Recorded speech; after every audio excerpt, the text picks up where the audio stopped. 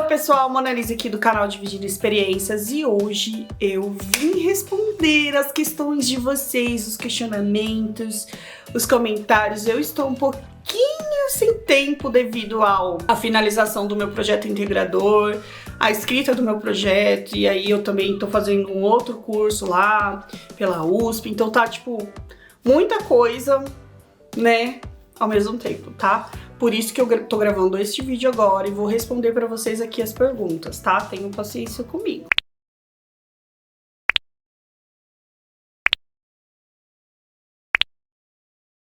Eu vou olhar aqui os comentários do YouTube e já vou respondendo pra vocês, tá? Olá, Renato Carvalho. Eu não consegui vaga pra esse cursinho. Qual outro você me indica para fazer? Ou quais matérias estudar? Ele tá falando do cursinho gratuito que foi oferecido pelo Cels, que eu divulguei pra vocês, né, lá no Instagram. Inclusive, se você não me segue no Instagram, vou deixar o meu arroba aqui passando, tá bom? Renato, seguinte, primeira coisa, quais materiais estudar, né? Qual matéria estudar? Você tem que estudar o que o edital tá pedindo, cara. Lá, gente, tem um monte de pergunta aqui no canal de vocês, que é o seguinte, vocês têm que ler o edital, gente. Tá tudo explicado no edital, né? Como é que você vai prestar um vestibular se você não lê nenhum edital? Não faz sentido. Não tem mais o cursinho, porém, como eu já disse neste canal maravilhoso, um conselho que eu deixo pra você, Renato, é o seguinte: faz um Monaflix, porque aqui no canal a gente tem vários outros conteúdos, inclusive de redação, e lá no canal Unipolos também a gente vai ter lá todo o conteúdo do vestibular passado, está disponível lá no YouTube, tá? Eles disponibilizaram todas as aulas online que foram feitas. E basicamente o edital ali não mudou muito, então estuda por lá que vai dar bom. O Eric da Costa tá me perguntando: você acha legal usar alusões históricas na redação da Univesp? Cara, se você dominar o assunto, eu acho maravilhoso, né? Desde que você põe ali dentro do contexto. No edital lá tá dizendo que ele vai analisar a criatividade, mas, sobretudo, a sua desenvoltura na argumentação. Então, você precisa escrever bem um texto. Gente, me ajuda, pelo amor de Deus, a estudar. A Beatriz da Silva Pereira colocou. Beatriz, querida, estude, vá pelos vídeos que já estão disponíveis lá no Unipolos, que você vai conseguir sim, tá? Que é pra quem tá chegando agora no canal, né? Aqui a gente fala sobre Univesp, sobre faculdade, sobre o mundo acadêmico, sobre leituras que são direcionadas para a sala de aula. Então, eu não ensino vocês a passar no vestibular. Você tem que fazer a sua parte, eu te ensino, dou alguns caminhos, o que eu consigo. Com os meus parceiros eu coloco aqui no canal também, que, por exemplo, o vestibular gratuito foi um acordo, né? Então, gente, é só sentar e estudar, não vai ter outro caminho. É só esse caminho que existe. A Mayara perguntou aqui uma questão importante, ó. Essa faculdade de letras da Univesp, você só se forma em língua portuguesa? Sim, gente, ela te habilita só em língua portuguesa. Ela não tem uma outra língua estrangeira que você vai fazer junto. Quando você adquire o diploma lá da Univesp, você sai como especialista em língua portuguesa. A Thay também perguntou uma outra coisa muito importante, ó. Estudo em outra faculdade e tenho bolsa. É uma bolsa 100% da própria faculdade privada. Se eu passar na prova, consigo me matricular na Univesp ou tem algum problema por eu já estar matriculada em outra faculdade, mesmo que privada? Gente, é assim, funciona assim. Na Univesp você não pode ter dois incentivos públicos. Por quê? Porque a Univesp é política pública, então você não pode ter dois incentivos. Agora, se você estiver cursando uma faculdade particular, mesmo que você tenha bolsa e a Univesp, não há problema nenhum, porque são diferentes, uma é pública, outra é privada. Eu mesmo fiz pedagogia privada, eu pagava a pedagogia e quando eu tava na metade da pedagogia eu passei em letras na Univesp, então eu fiquei nos dois durante 2 anos cursando os dois simultaneamente, mas não tem problema nenhum, tá? Tá, tem um outro comentário aqui da Fernanda Assis. Ela tá comentando num vídeo em que eu falo sobre as funções do estagiário dentro da escola. Sou estagiária de história, mas recentemente fui desviada para cuidadora de uma menina com síndrome de Down. Será que configura como desvio de função? Já informei que não estou preparada, mas não adiantou nada. Fernanda, o que eu te oriento é o seguinte: procura a sua diretoria de ensino e informa. Você tem que ver qual programa você tá fazendo parte dentro da DREI, tá? Você tá fazendo parte do Aprender Sem Limites ou do outro de alfabetização, que eu até esqueci o nome agora. Você tem que ver qual programa você está matriculada, porque se você estiver no Aprender Sem Limites, você sim é obrigada a ficar com um aluno de inclusão. Você precisa desenvolver com esse aluno atividades pedagógicas e não ser só a cuidadora. A gente tem essa questão dentro da escola porque hoje os diretores entendem que o estagiário tá ali para ser mais uma mão de obra e faz qualquer coisa. E não é, gente. Conforme eu expliquei pra vocês no outro vídeo, é preciso que vocês se imponham, que vocês dialoguem, que vocês, acima de tudo, leiam o contrato de trabalho de vocês, porque todo contrato de estágio tem um plano de ação que você deve executar dentro da empresa. Então, lê lá o seu contrato, vê o seu programa de estágio e, sobretudo, valoriza se para você faz sentido você acompanhar esse aluno ou não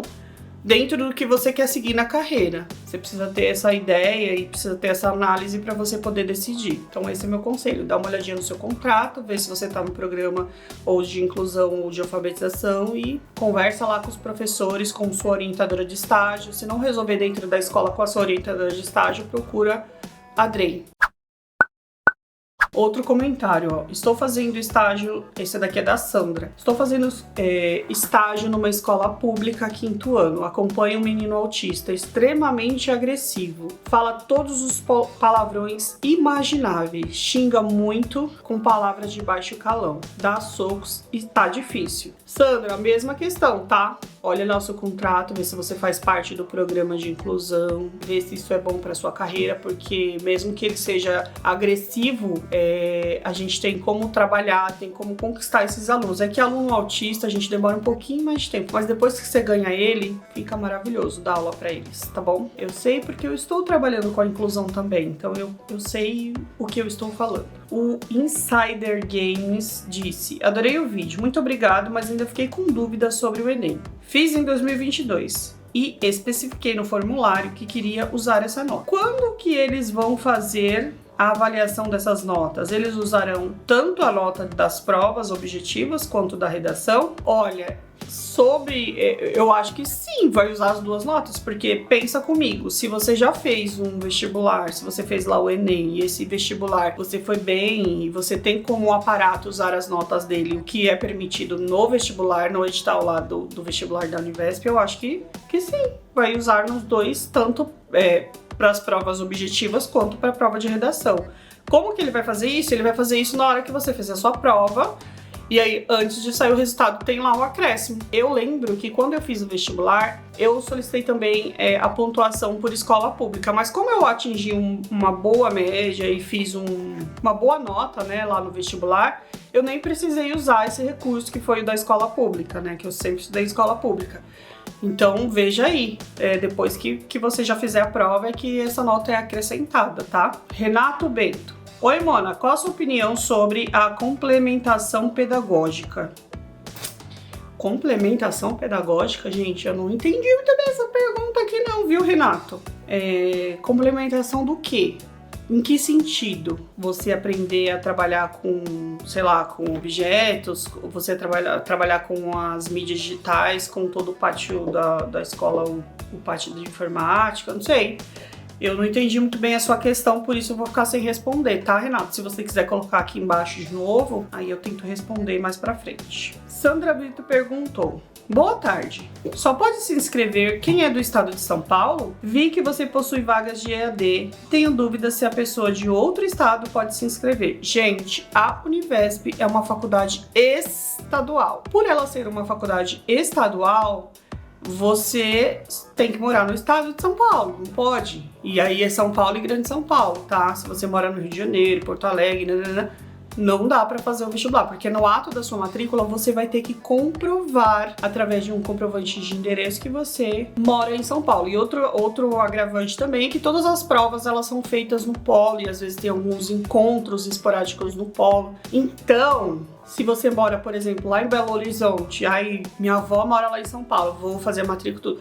Mas você vai vindo, a cada 2 meses você tem que vir para fazer prova. Põe aí na ponta do lápis o custo. Se você tem condições, beleza, mas se você não tem, então por isso que eu te digo, é uma escola estadual, então por isso é oferecida para o estado de São Paulo.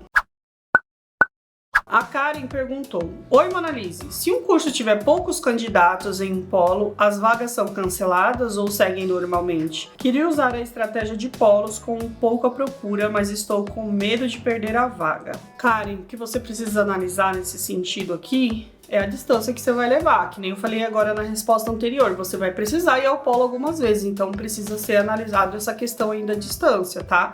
Além das vagas, você precisa analisar a questão da distância. Olá, a Alessandra perguntou: sou estudante de escola pública, pode se inscrever? Tem como usar nota do Enem? Alessandra, você pode se inscrever desde que no ato da matrícula você já comprove que você concluiu o ensino médio, tá? Então, se você vai terminar só lá em dezembro, não dá pra você entrar agora nesse vestibular. Eu acho interessante que você faça o vestibular para você pegar já o jeitinho, para o ano que vem você fazer a prova mais tranquilo, saber o tempo, enfim, essas coisas. Mas se você não tiver concluído o ensino médio, você não pode cursar a Univesp. Débora Gonçalves me perguntou: por favor, como fazer o plano de aula para professor eventual? Você teria para vender? Gente, essa questão aí do vender plano de aula é o seguinte: eu não tive tempo ainda de desenvolver, né, essas vendas aí, essa forma de venda online, mas eu vou tentar lançar com vocês e vou tentar fazer, pelo menos dos livros que eu apresento aqui para vocês, um plano de aula para que vocês possam trabalhar, né,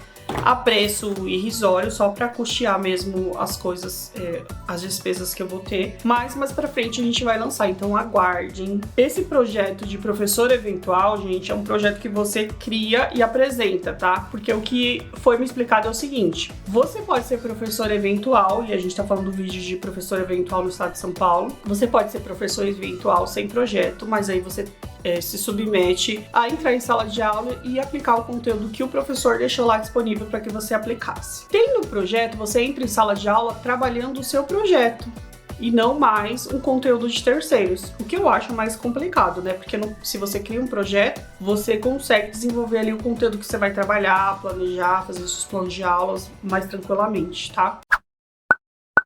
É isso, tem bastante pergunta aqui, eu vou ver se eu gravo outro vídeo daqui a pouco contando pra vocês e respondendo mais sobre essas questões, tá? Já te agradeço, se inscreva no canal, ative as notificações e até o próximo vídeo, gente. Beijo, tchau!